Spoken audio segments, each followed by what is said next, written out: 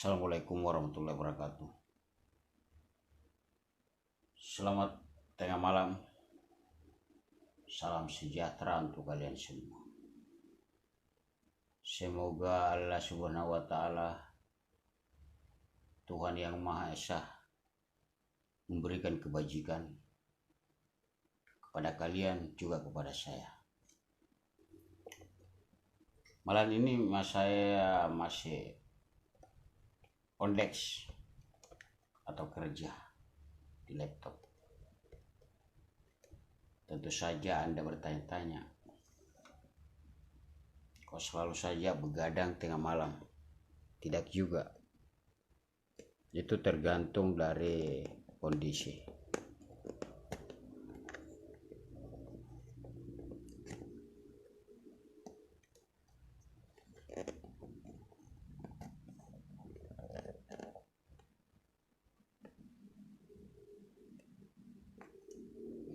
Sengaja saya vlog ya, secara langsung agar kalian tahu bahwa saya masih di sini di pebukitan yang sepi, Pasaran Selatan, Kelurahan Totoli, Kecamatan Banggai, Kabupaten Bejene, Sulawesi Barat, atau dijuluki Tanah Mandar. Kalau dulu ini Sulawesi Barat kan menyatu dengan Sulawesi Selatan. Seiring perkembangannya dan seiring geopolitik yang semakin dinamis, banyak daerah-daerah yang dimekarkan menjadi provinsi, menjadi kabupaten, menjadi kelurahan, menjadi desa, termasuk adalah Tanah Mandar. Secara geopolitik dipisahkan atau dimekarkan menjadi Sulawesi Barat. Dan saya adalah dari Tanah Makassar, Sulawesi Selatan. Saya sudah belasan tahun di Tanah Mandar, menghirup udaranya, mondar-mandir, ujung pukul ujung, dari Kabupaten Polewali, Mandar atau Polman, sampai ke Pasangkayu, atau Sabang Kali. Beberapa kali hanya sampai di Mamuju Utara, Mamuju Tengah, atau sekarang sudah berdiri namanya Topoyo, ibu kota Kabupaten Mamuju Tengah. Tapi sekarang ini kadang-kadang hanya Majene, Mamuju, dan Majene Polewali. Saya sengaja membuka jendela kalau malam. Pertama, saya pribadi senang melihat bintang sesungguhnya. Dari sana inspirasi sering tercapai. Dan paling saya senang melihat bintang pari, galaksi. Bahkan biasa saya menemukan adanya planet lain.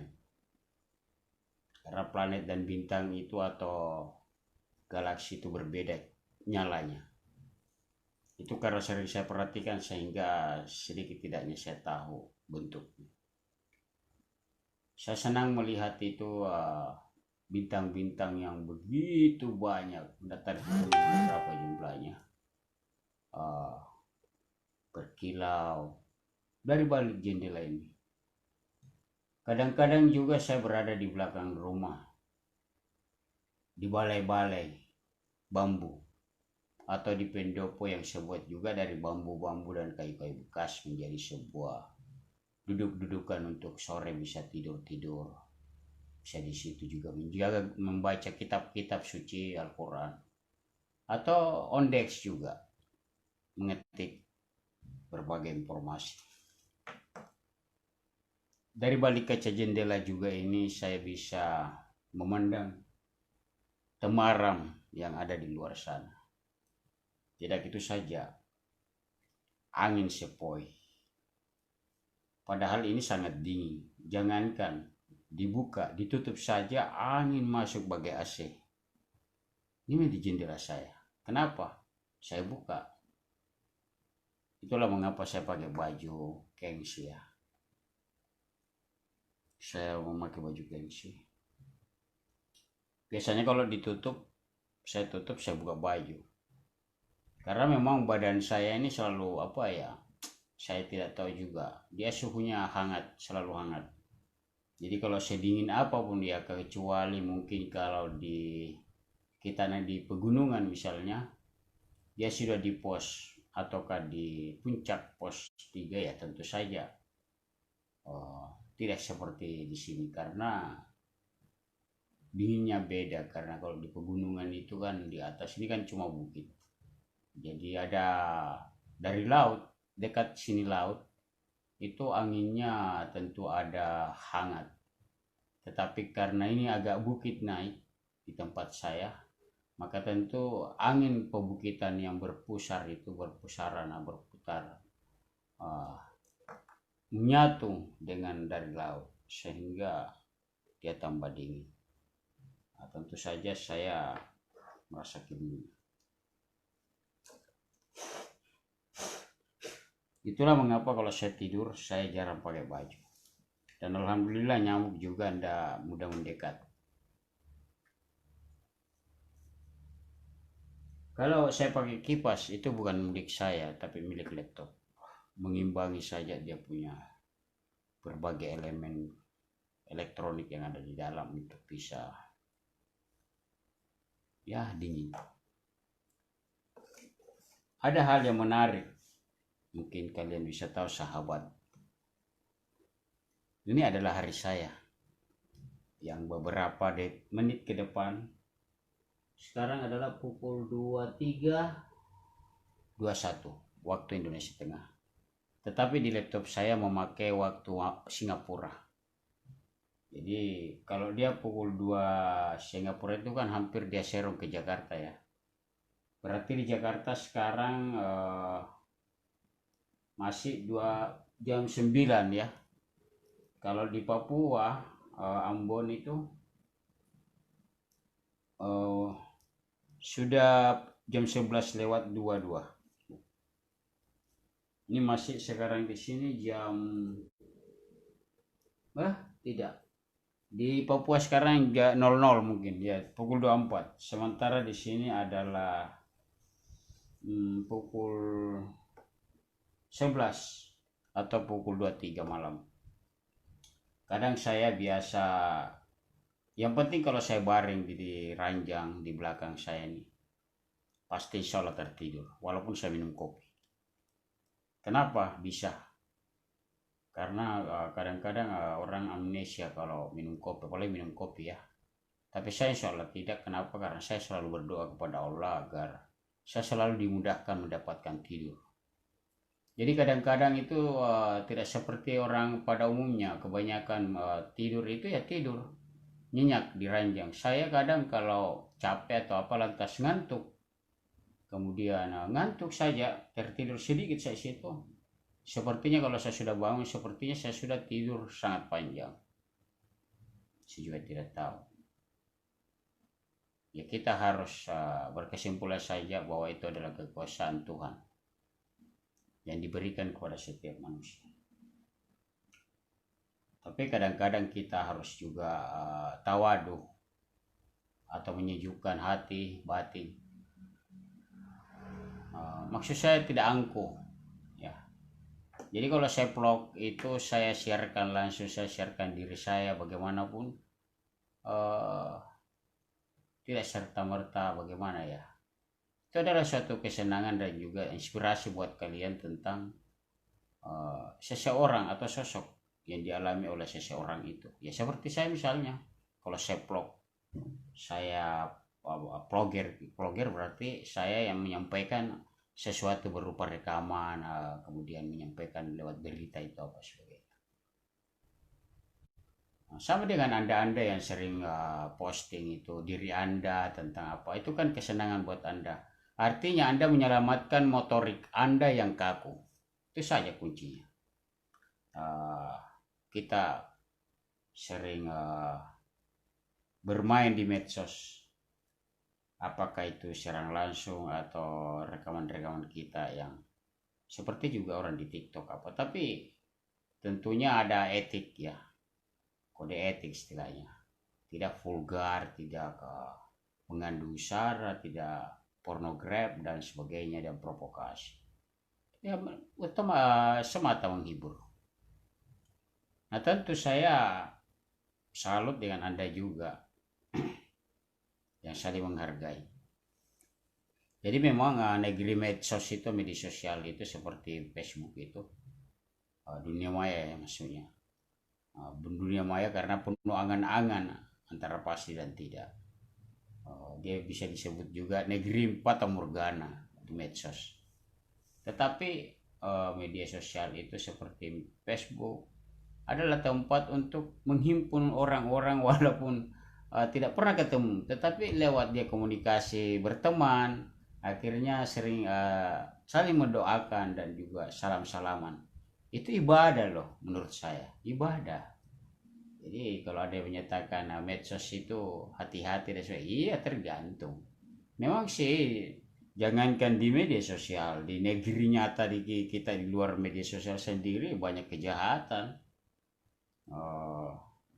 Bahkan banyak orang yang mengaku dirinya terpelajar, orang ya macam-macam, tinggi jabatan, pangkat, melakukan hal-hal negatif buat negara, buat rakyat juga. Nah, apalagi nih di negeri medsos yang notabene kebanyakan ya masyarakat biasa-biasa aja, bukan pejabat, bukan berpangkat ya.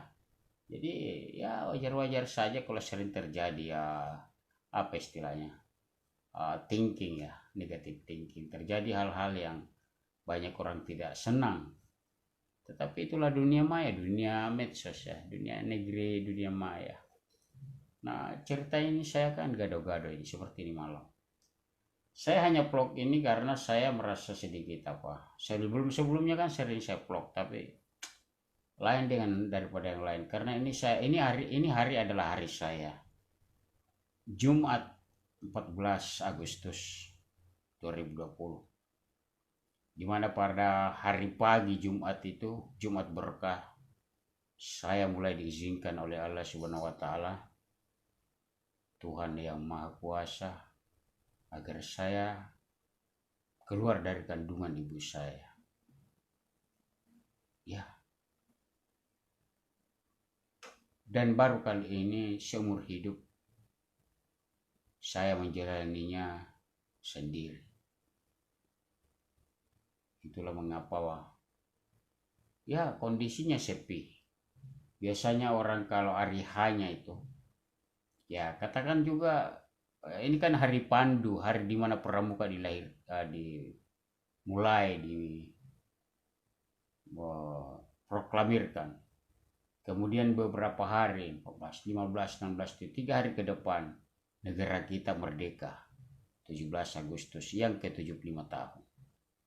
Jadi saya mendahului kemerdekaan itu istilahnya, hari kemerdekaan.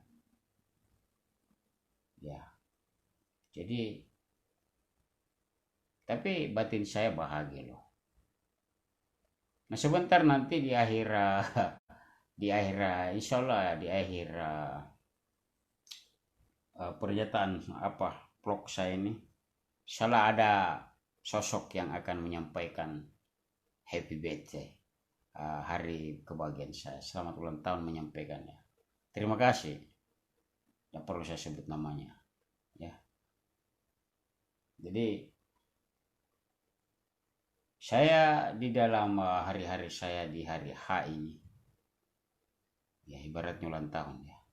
Pertama saya merayakannya dengan berdoa kepada Allah agar diberi ampunan, agar ujian-ujian demi ujian, sakit demi sakit, itu dosa-dosa saya lalu diluburkan, dicairkan, dihapus, dan juga di masa akan datang dosa-dosa saya dihapuskan.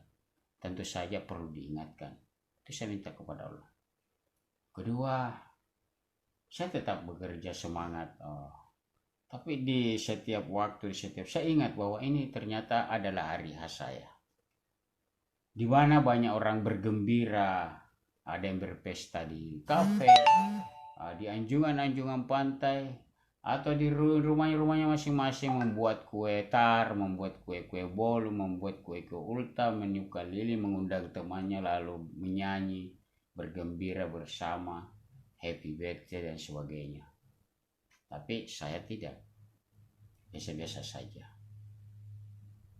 Saya hanya mensyukuri bahwa saya memiliki dua sosok yang sangat berharga dalam hidup saya, yaitu orang tua saya, bapak saya, dan ibu saya. Mereka sudah meninggal, tapi sepanjang hari, sepanjang waktu, sepanjang masa saya insya Allah selalu mendoakannya. Bahkan orang-orang pun siapa yang berbuat baik kepada saya, guru-guru saya, dosen saya, alim, ulama, pemimpin yang baik, pemimpin yang baik, tetangga yang baik, teman-teman yang baik, semua keluarga saya juga doakan. Insya Allah, bahkan mau tidur pun saya doakan. Oke, sampai di sini barangkali saya bisa celoteh. Tak ada yang sangat berarti di hari ulang tahun saya. Sudah setengah abad. Saya hanya berdoa kepada Allah agar di usia saya sekarang ini tetap diberi kekuatan lahir batin, tetap diberi support hidup untuk tetap bisa bersedekah kepada siapapun, setidaknya hanya senyum, dan diberi ketabahan, kesabaran setiap menghadapi apa saja. Dan saya berharap ya selalu kepada Allah agar saya dijauhkan dari penyakit buruk, bencana, terutama pikun. Karena usia-usia seperti saya ini sudah banyak pikun, banyak melupa. Alhamdulillah sampai sekarang saya tidak mengalaminya. Pun kalau ada itu manusia biasa. Justru dia banyak yang muda dari saya gak pelupa, pikun. Kenapa? Sebenarnya karena persoalannya hanya motorik. Kita membiasakan bekerja dengan baik. Misalnya kalau Anda mau bisa menghafal sesuatu, ya maka biasakan membaca. Jadi tidak ada yang abadi, tak ada yang bisa kita angkuhkan atau sombongkan. Karena ini kita seperti apa ya, seperti biji di ujung kuku ini di hadapan Allah. Syarra apa? Ya, syarra. Sebesar syarra apa ya? Semua yang kita peroleh nikmati itu kan Allah sudah siapkan, lalu kita mengolahnya kepada Allah dan berterima kasih. Berterima kasihnya ya tentu saja kita berupaya berdoa, beribadah dan sebagainya. Bersilaturahmi hablum minan nas wa hablum minallah. Karena Allah sendiri menyatakan, perbaiki hubunganmu dengan manusia lalu perbaiki hubunganmu dengan saya. Hablum minan nas wa hablum minallah. Itulah yang saya berupaya saya lakukan. Walaupun saya termasuk kategori kurang mampu, tapi alhamdulillah Allah memberikan lebih dulu kepada saya hunian. Karena saya berpikir istri dan anak saya harus memiliki tempat tinggal yang apik. Sebaik-baik penginapan hotel, sebaik-baik masakan makanan, lebih baik adalah rumahku. Di halamannya ada tumbuh ilalang, rumput, bunga, ya, dan sebagainya. Tapi itu dulu. Sekarang ini perubahan begitu dinamis terjadi. Kadang-kadang kita pernah bersama. Jadi ada yang disebut ada pertemuan, ada perpisahan. Ada kehidupan, ada kematian. Ya, itulah yang terjadi pada beberapa orang. Sampai-sampai ada juga yang mengambil jalan pintas karena tidak mampu menghadapi kenyataan yang sesungguhnya dia tidak sangka itu terjadi pada dirinya. Tapi saya berharap itu jangan terjadi pada diri Anda. Sebab ada yang disebut dan itu sudah ketegasan bahwa Allah Maha Kuasa. Allah menguji. Allah menguji. Di antara kita yang hidup ini diuji, ada yang lolos, ada yang tidak. Ujian di sekolah ada yang ranking, ada yang tidak. Ada ujian masuk perguruan tinggi, ada yang tidak lolos, ada yang tidak. Seperti pula ini. Kalau kita sabar menghadapi dan tawakal, insya Allah menambahkan berkah. Dan saya kira anda yang tahu apa yang saya omongkan ini, itu anda lebih tahu. Apalagi kalau yang nonton ini seorang terpelajar atau yang sering mengolah pengetahuannya, analisis, investigasi dan sebagai penelitian, atau juga pakar-pakar Islam ya, agama ya, pakar-pakar kriminolog, sosiolog, psikiater dan sebagainya, pasti menyatakan iya benar. Kita tidak perlu panik dalam menghadapi, ya seperti yang saya alami misalnya sendiri. Jadi saya dulu kemarin itu bikin buka puasa sendiri, masak sahur sendiri. Makanya di bulan puasa itu saya jarang makan nasi. Saya hanya mengimani hadis Rasulullah yang kurma itu. Dan alhamdulillah saya beli kue saja untuk buka puasa dan tidak makan nasi, malah sesudahnya, tetapi nanti sahur makan nasi, itu pun tidak seberapa. Apa yang membuat saya bisa bertahan itu? Pertama, saya tidak panik. Kedua, saya tawakal, sabar, dan tetap ditopang dengan semangat hidup. Sebab Allah menjanjikan itu dan Nabi Muhammad menguncinya lewat hadis, sabdanya. Bulan puasa alhamdulillah luar biasa berkahnya. Sehingga tidak ada rasa sakit saya. Justru setelah lebaran baru saya mendapatkan banyak seperti asam urat ya. Kita tidak perlu menapik, menutupi diri kalau sakit agar supaya juga Anda tahu bahwa saya sakit. Pasti ada yang mendoakan saya, buktinya ada yang mendoakan, terima kasih. Alhamdulillah saya baik-baik saja. Oke, sampai di sini. Besok nanti saya vlog lagi bersama teman di beberapa titik di bukit lebih tinggi, pantai dan sebagainya. Tentang relung-relung kehidupan saya yang mendetail masuk, saya akan membacakan puisi. Saya tidak tahu, ada di HP ini. Itu insya Allah besok saya vlog, saya akan baca puisi. Itu kan juga sebar di YouTube. Insya Allah besok pagi. Jadi ini saya malam saya selesaikan dulu satu bait, satu baris naskah untuk pekerjaan saya. Lalu kirim. Lalu saya bobo sedikit, bangun lagi dini hari biasanya. Di sepertiga malam, kadang banget tidur lagi, bangun lagi subuh. Lalu olah napas. Ini saya tarik napas malam, wah luar biasa. Walaupun saya merokok, minum kopi, jadi kalau mau tidur air hangat sedikit saja. Pagi bangun air hangat, sudah itu bikin kopi. Tapi sebelum minum kopi, cemilan saya tarik nafas. Lalu ketika saya tarik nafas, saya jeda, saya simpan tarikan nafas itu, lalu saya beberapa detik saya hembuskan keluar pelan-pelan. Itulah yang saya lakukan kalau pagi, bahkan malam. Makanya saya biasa buka itu supaya angin segar masuk. Oke, sampai di sini. Terima kasih sudah bersama saya ya. Yang mengucapkan, menghaturkan ucapan selamat ultah, terima kasih. Sama-sama, semoga Anda semua juga sehat walafiat. Allah melindungi kalian bersama keluarga Anda, juga bersama tetangga dan sanak famili Hande Tolan. Sahabat-sahabat saya yang ada di medsos juga terima kasih sudah bersama saya selama ini.